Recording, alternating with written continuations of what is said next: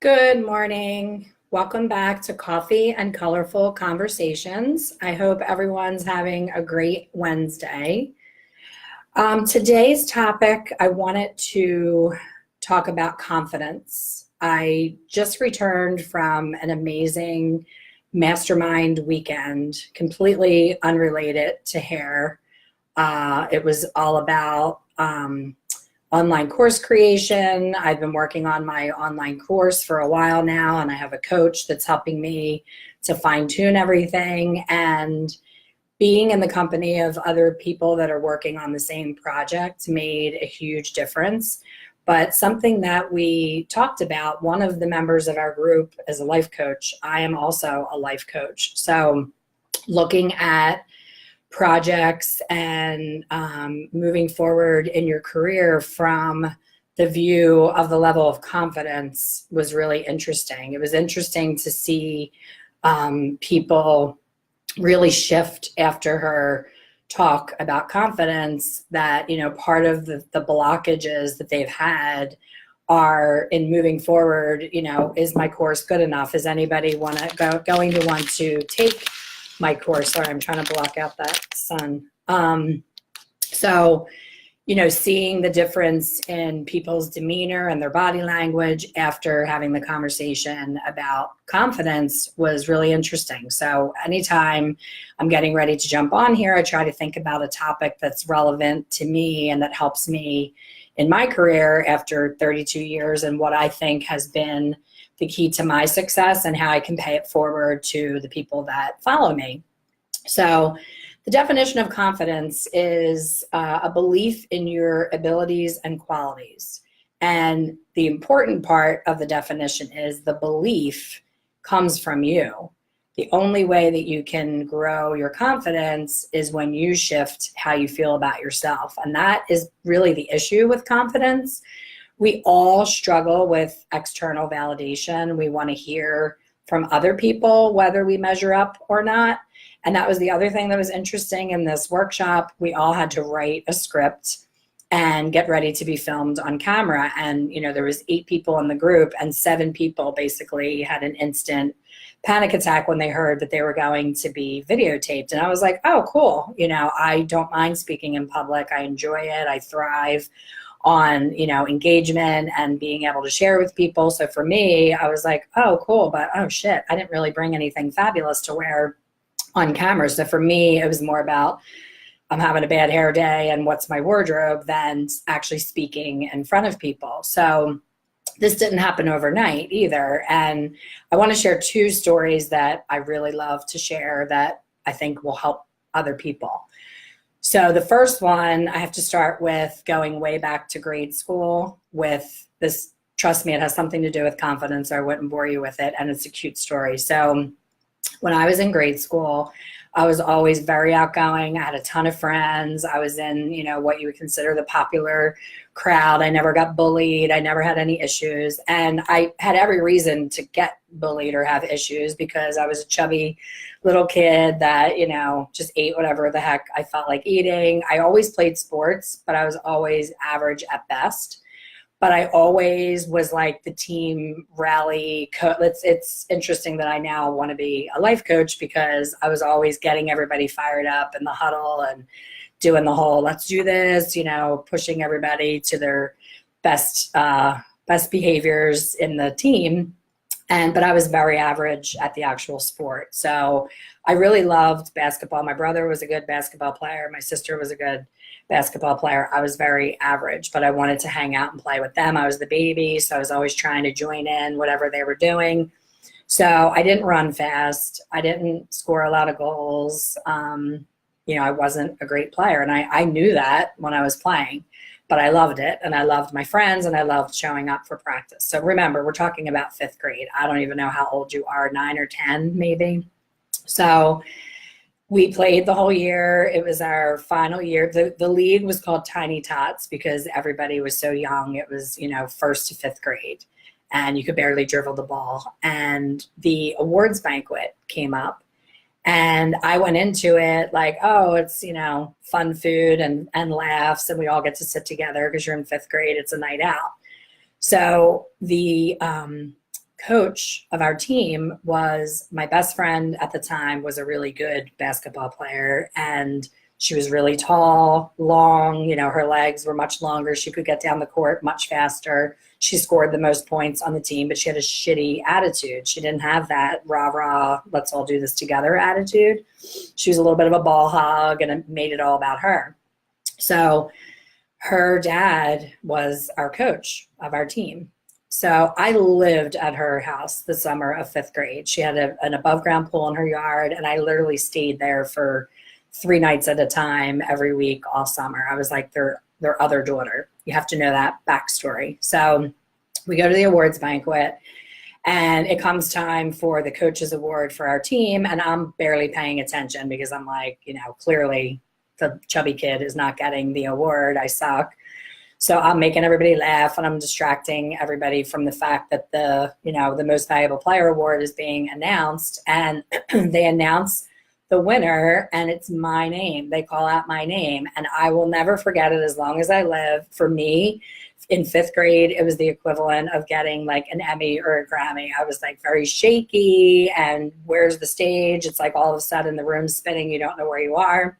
So I walked up, and I was so in shock that I won this award of the most valuable player. Like, you're thinking the most valuable player is the person who scores the most points. The most obvious choice would be my friend, who was a much better basketball player. So I put that trophy on my bureau. I dusted it every day. It was the only clean thing in my bedroom all growing up. And from 5th grade on, the level of confidence that I had completely shifted after this trophy. Is that right? Absolutely not. We shouldn't need external validation. But when you're in 5th grade, you're really not getting any validation. So any prize or trophy or win is a win, and it affects you. So moving forward, I was always the first one to raise my hand to volunteer an answer or in a project to go first. Like, it just shifted everything for me. In high school, I was never the girl that was afraid to walk into a crowded room and not know anybody. I always introduced myself and made a joke and made people like me. So all of this came from that 5th grade trophy. That's where it all started, where the chubby girl became the girl who cared about her body and losing weight and looking better and exercising, because now I was confident. So my whole entire life from 5th grade until I would say about 30, maybe. I can't remember exactly how old I was, but fast forward to, I would get a job and they would tell me, oh, it's going to take you 2 years behind the shampoo bowl assisting before you even touch a head. And in 2 months, I was doing hair. Like, I always just kept pushing forward and being that person that was like, oh, that's just a soft roll. That's not the hard line. I'm going to make sure I move forward faster. So push, push, push. Tons of confidence all the way through. And I'm sitting at my dining room table with my family, my husband and my 2 kids. Now, my daughter is the same age that I was when I won that trophy, and she's playing soccer. And my husband was the coach. So we're all sitting there and we're talking about the banquet. And my husband says to my daughter, Bryn, this really is hard for me. I'm your coach, and I have to pick the person who's the most valuable player on the team. And honestly, if I wasn't your dad, I would totally be picking you, because you're the obvious choice. You hustled, you tried the hardest, you were all hands in, rah, rah with the girls. You were like a great team player. You didn't have any attitude. Like, you were awesome. But I hope you understand, like, I'm the coach of the team. And if I pick my daughter, everybody's going to think that I picked you because I'm your dad. And I was like, oh my God. And tears start running down my face. I'm laughing and crying at the same time, saying, oh my God, oh my God. My trophy, my 5th grade cherished, prized Emmy Golden Globe trophy that I moved through every bedroom and every house that I've ever lived in, not now, but when I was a kid. That was what happened. I could never figure out how I won that award. It made no sense. It never made any sense to me. Like, I was definitely not the best person on the team. Never in 100 million years did I guess that Judy, the one that deserved the award, her dad was the coach. So he was in the same exact predicament that my husband was in back then. And he said, you know what, Elaine is my, other daughter. She's at my house all the time. She has a great attitude. She's a team player. I can't pick Judy because everybody will think that it's, me being her dad. So I'll pick Elaine because, it's Judy's best friend and she'll be happy for Elaine. And that's how I can solve that. And I was like, wow. So here I am, 30 years old. And trust me, there was other reasons that I had confidence over the years, but I can honestly say that was the beginning of it. That was like what sparked a shift in me of, I can do better. I'm, being seen as being the best. I'm getting that outside validation. So I share with my kids, they're like, why are you crying? Why are you laughing? What's going on? And I share the story about the trophy. And I'm like, you know what, guys? Even though I really did not get that trophy, now that I, look back as a 30-year-old, I get why I got it. It doesn't matter. Nothing about it matters now because my perception as a 5th grader was that I was the best because of that trophy. So we have to be careful. You want to include outside validation to make you feel extra special, but you can't completely rely on it. And I will share another story why that is the case. So I wanted to become a public speaker and do hair shows. That was my lifelong dream. So I would do classes at my own salon and invite people to come. And I kept trying to make it happen organically on my own. And then I was like, okay, to get to the next level and get up on stage, I need to go to public speaking classes. I need to join, some kind of Toastmasters or some kind of group. So I see an advertisement from Bonnie Bonadeo and Alejandra Crisafulli, who have both saved my life in so many ways. I can't tell you enough how much I love having them in my life. So they were reaching out to hairdressers. I can't even remember how I got on their mailing list, probably from attending a hair show. And it came into my mailbox and it was like, are you a passionate educator who wants to be seen and wants to get on the stage and you don't know how to get, it was like every question that they asked, I was like, yes, where do I sign up? So I fly out to California and my best friend comes with me as my work wife and we go to this beautiful resort and we stay in my favorite town of Newport Beach, California. And I show up on day one and I have, the butterflies because I had never spoken on stage before and I didn't know what to expect. And I get there and everybody's kind of in the same boat. You don't know what to expect. You're a little nervous.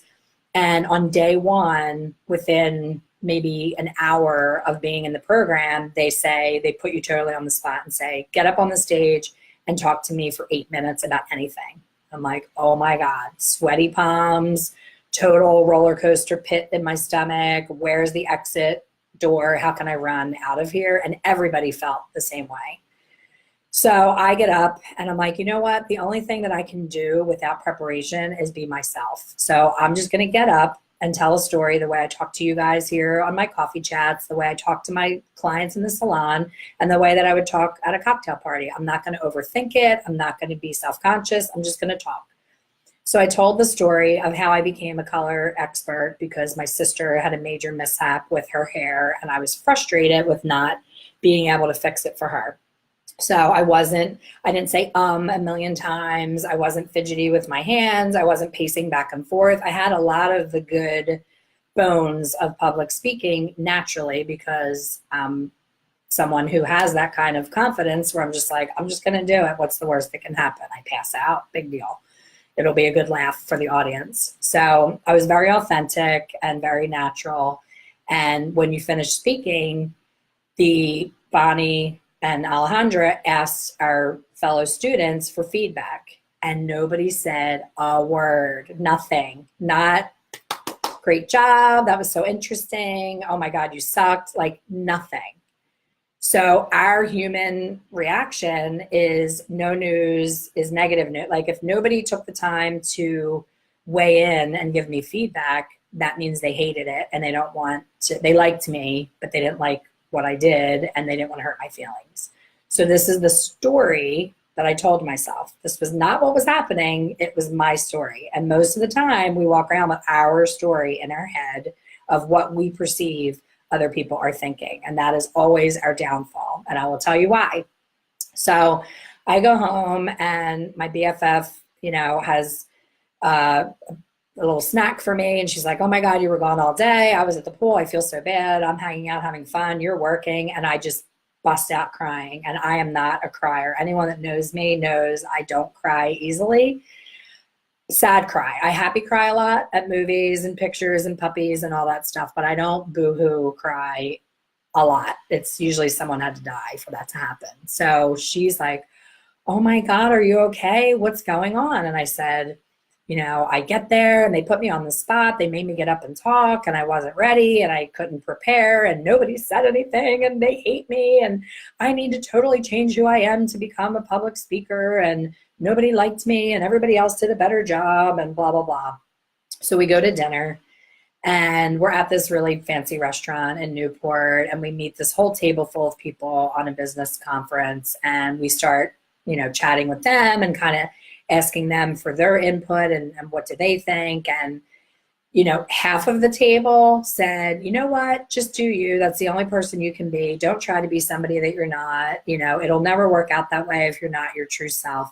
And the other half of the table was like, you know what, just do like the corporate thing with the steeple hands and, maybe wear a suit jacket tomorrow to be more corporate so that they think that, you'll be more qualified to get up on stage and look more professional, which they didn't know our business is not jacket and steeple hands. But this is all the feedback and the validation that I'm seeking. And I'm like, okay, I'm going to do that. So the next day I have a black suit jacket on and the black pumps and the black pants and the very, I'm here today to share my knowledge about hair color with all of you because I am so passionate about hair color. And it was very steeplehand and planned. And I stayed up late ruminating what I was going to say and was like nervous. And I get done and I'm all proud of myself that I did the corporate shuffle and that everybody's going to love me now.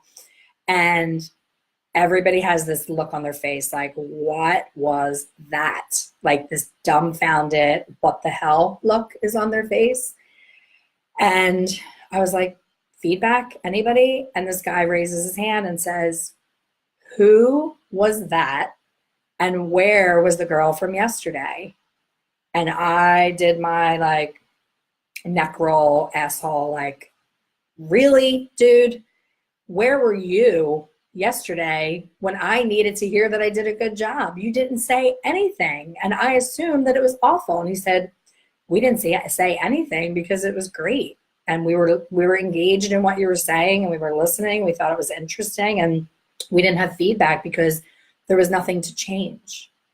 So you see how that shifted? Because he told me that, then I understood that the original Elaine was better than the steeplehand Elaine. Had he not said anything again, I probably would have ran out of there and never done any public speaking ever again, because I'd be like, my authentic self sucks and my professional fake self sucks. So maybe I'm just not cut out for this. So why am I sharing this with you? Because most of you are probably behaving in the very same way. One client doesn't like their hair and we want to go on Craigslist and find a new career. Oh my God, I suck. I can't get anything right. I cut her hair too short. I made her hair too blonde. It was too orange. It was too this. We always, if I get feedback from a class, if people fill out surveys, 50 surveys could be 5 stars, awesome, loved her class, love her book, so funny, great content. And one person says something like, not what I expected, or I already knew all that. And that's where I focus on. I focus on the one negative person out of the whole entire presentation. That's what I focus in on. And I'm working on that. I'm a work in progress, and the life coaching has helped tremendously with understanding that your opinion of me is none of my business. That's about you. That's not about me. And I am not going to change to make you like me. Not everybody is going to like me.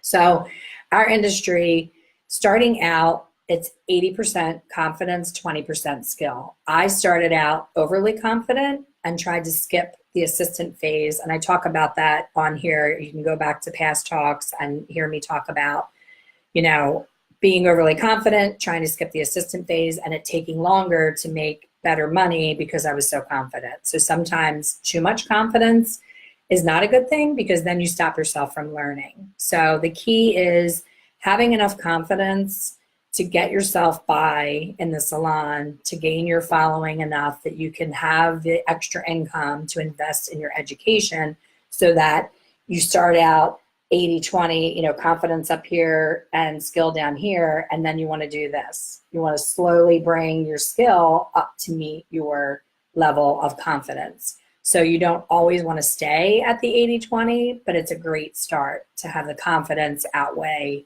the skill. So other ways that it has helped me is, at this workshop, it was, nobody knew who was going to go first. And if given the opportunity, I would always raise my hand and go first. And this is why. Most of us get panicked in a situation and we think, well, if I just wait until the other people go, I'll see how they do, and then I'll have a better idea of what I'm going to do because I'll get ideas from them. Or we say, I just need more time. You don't really need more time. You're going to give the same presentation, whether you have 5 hours to prepare or 5 minutes, because you're supposed to be yourself. So there's no one else that can be you and be yourself. So there's no preparation. People will say to me like, oh, when you're getting ready to do a hair show, how far ahead do you prepare? I can do the same class 3 times in one day, and you can sit in all 3 classes and have a completely different experience. That is where my ADD is good, because I'll pull things in that I didn't think I was going to talk about, but it ends up being a little nugget that someone takes back and helps them. So I'm sure back in the day, a doctor should have, given me medicine for ADD, and it's probably hasn't been good as far as like math and sitting in a classroom and listening to things that I don't want to hear. But I think it has served me well in my career because I wear a lot of hats. I'm an educator, I'm a hair colorist, I wrote a book, I'm writing an online course, I do online webinars, I do one-on-one education. Like I have a lot of things going on, and I think someone that didn't have ADD and was very structured, this group that I was in come from all different backgrounds. One's a lawyer, one's an Ayurvedic cleanse person who does all holistic health. Like they were so different, and the difference in their styles, most of them were very, not PowerPoint, spreadsheet, like Excel spreadsheet. They don't know what they're going to do that day unless it pops up on a spreadsheet. I had to get up and walk out of the room and go to the bathroom and get some water when the spreadsheet popped out. Like that kind of organization just gives me the willies. I am all about fly by the seat of your pants and make it happen. And that just is me. Everybody's different.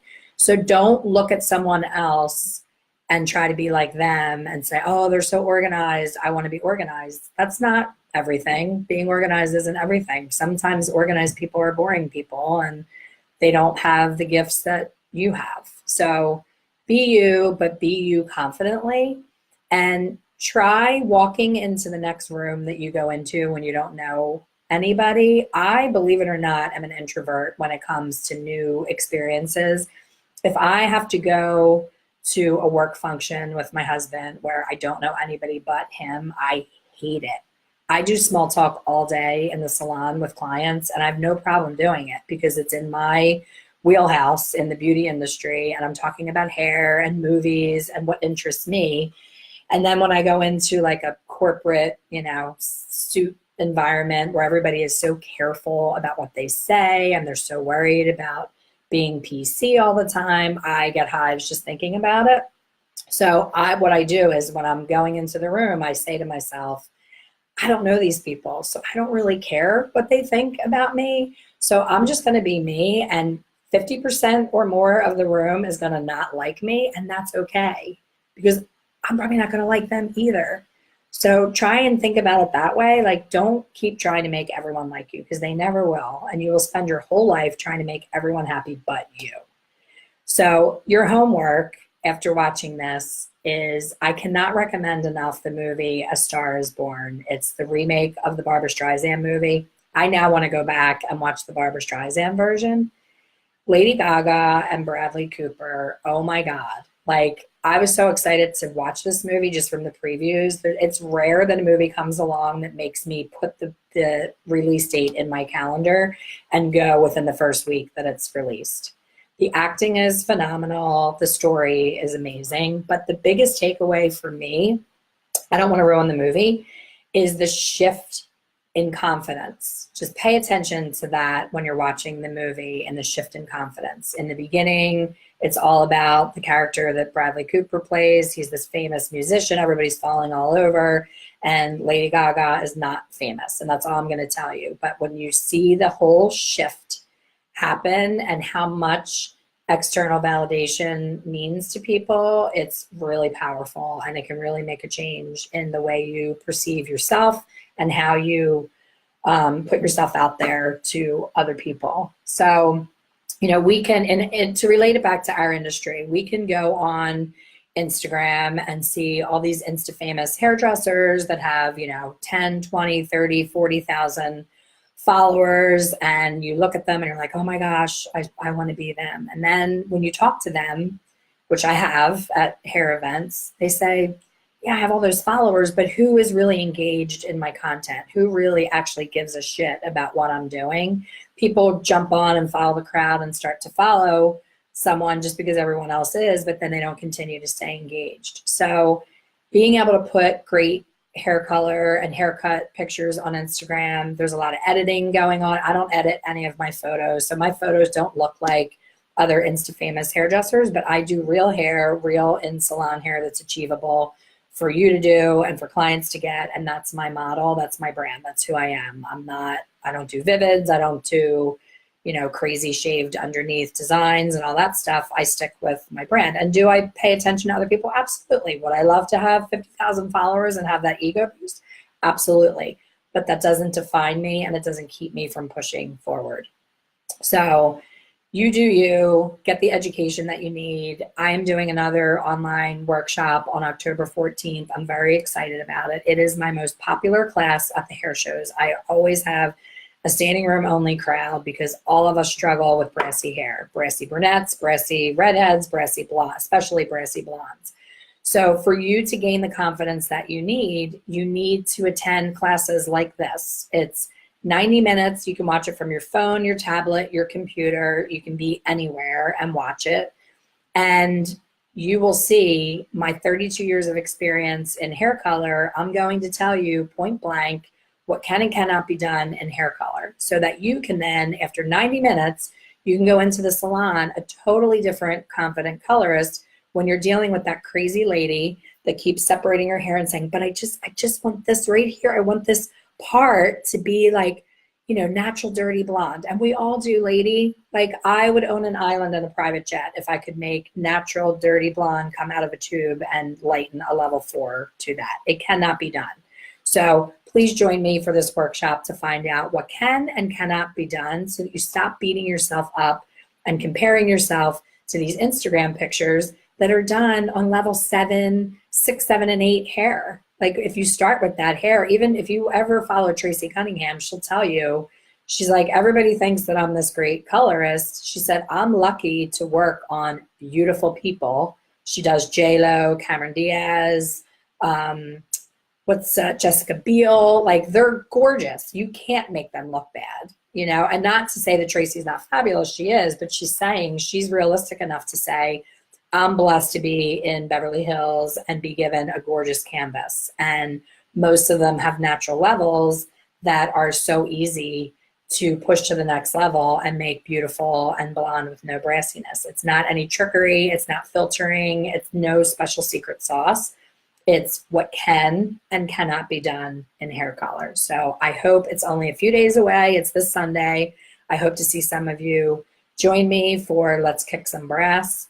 You will not be sorry. It will be the best $30 you ever spend. You can spend 5 years running all over the country trying to find the exact information that I will share with you in 90 minutes. I've collected it over 32 years.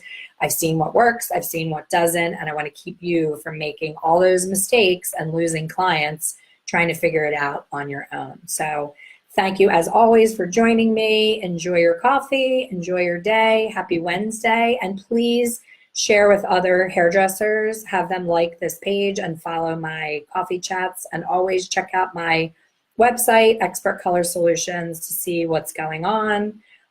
Big plans for January, February, March. We're doing a workshop in Tampa, and most likely will be at IBS New York. So check it out, follow me, and we can all grow and make more money together. Thanks for watching.